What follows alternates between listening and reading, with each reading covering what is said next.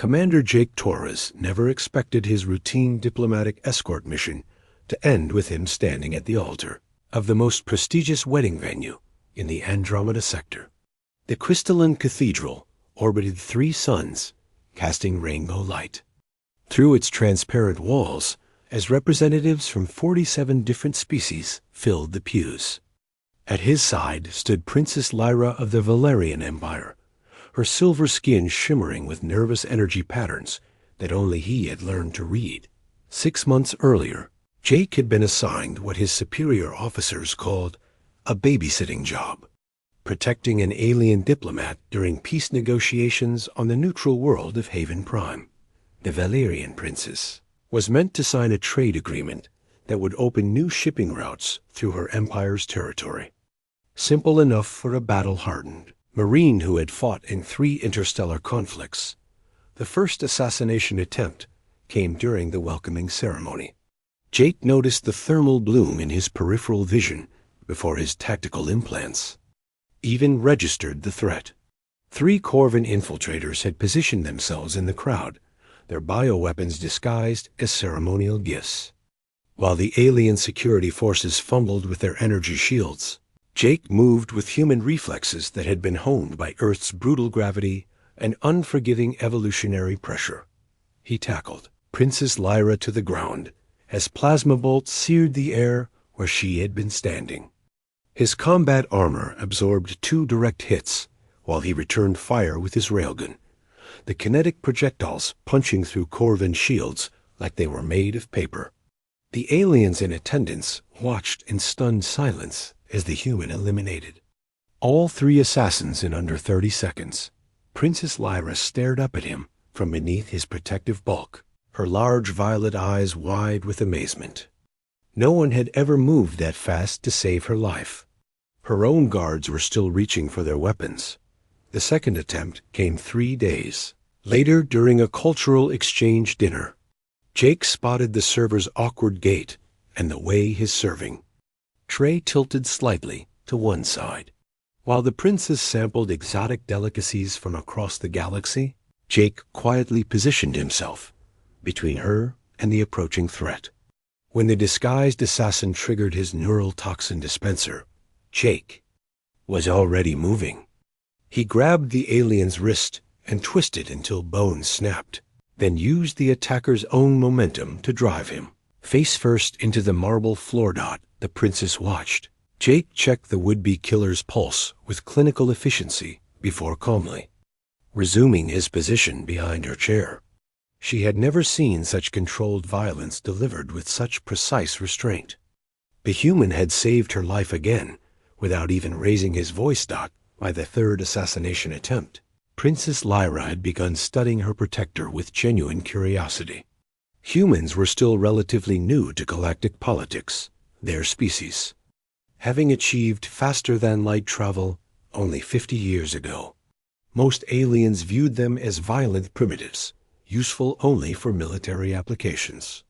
But Jake displayed a tactical intelligence that impressed even her royal advisors.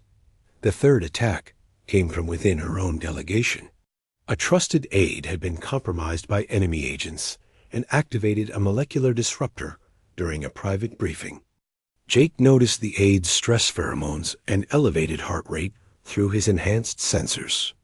When the alien reached for the hidden weapon, Jake simply stepped forward and caught his wrist in an iron grip. "Don't," Jake said quietly. The single word carried enough menace to make the aide's knees buckle. Later, as security led the traitor away, Princess Lyra found herself alone with Jake in her quarters. For the first time, she really looked at him, not as a hired guard, but as the being who had saved her life 3 times. Humans were smaller than Valerians, but Jake carried himself with absolute confidence. His dark eyes missed nothing, and his scarred hands spoke of countless battles survived. "Why do you protect me so carefully?" she asked. "Your contract only requires reasonable security measures." Jake considered his answer while checking the room's defensive systems. "Because you're trying to build something better," he said finally. "Your trade agreements aren't just about profit. You're creating connections between species that have been enemies for centuries. That's worth protecting. The princess felt something shift in her chest, a warmth that had nothing to do with her species' natural bioluminescence. This human understood her vision for the future in ways her own people sometimes did not. Over the following weeks, as negotiations continued, and more attempts were made on her life, Jake became more than just her protector. He became her confidant, offering tactical advice during diplomatic sessions and strategic insights that helped break several deadlocks. His perspective as an outsider allowed him to see solutions that eluded species trapped in ancient grudges. Final assassination attempt came on the last day of negotiations. A Corvin battle cruiser decloaked above Haven Prime, launching fighters loaded with antimatter warheads. While planetary defenses scrambled to respond, Jake commandeered a Valerian interceptor and launched alone into the attack formation. Princess Lyra watched from the command center as the human pilot tore through enemy fighters with impossible precision. His ship danced between plasma bursts and missile swarms, each movement calculated to inflict maximum damage while protecting the civilian population below. When his interceptor finally limped back to the spaceport, trailing smoke and sparks, she was waiting in the hangar bay. Jake emerged from the cockpit, his flight suit torn and bloody, but alive. Princess Lyra ran to him without regard for royal protocol, her hands glowing with healing energy as she checked his injuries. "You could have been killed," she whispered. "So could you," he replied, wincing as she sealed a cut on his forehead. "That's not acceptable." It was then, surrounded by wreckage and emergency crews, that Princess Lyra realized she had fallen in love with this impossible human who treated her.